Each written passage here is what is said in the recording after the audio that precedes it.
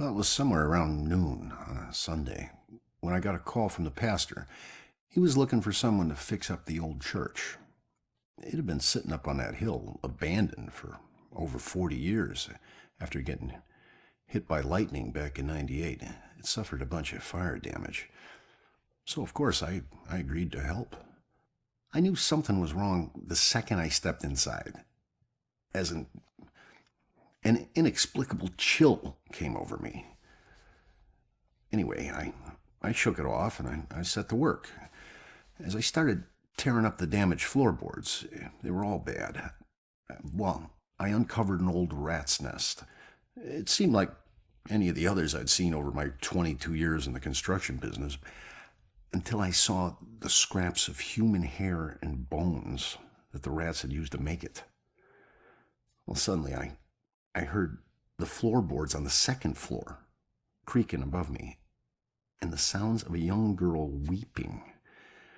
Well, I was worried that the damaged section of the ceiling was going to give way under her weight, so, I yelled, "Hey, stop, come down immediately." Well, my voice must have startled her because she went completely silent. So I got up and I went to look for her. When I entered the room upstairs, though, I was surprised to see it completely empty.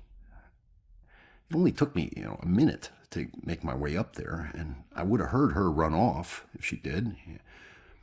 But that's when I heard the weeping again. Only this time it was coming from the bell tower.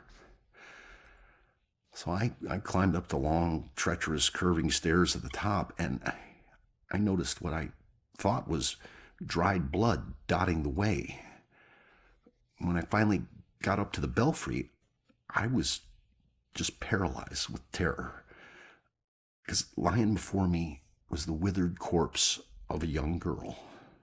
Judging by her sun-bleached clothes and weathered bones, it seemed like she'd been lying there for the better part of those 40 years the place had been empty.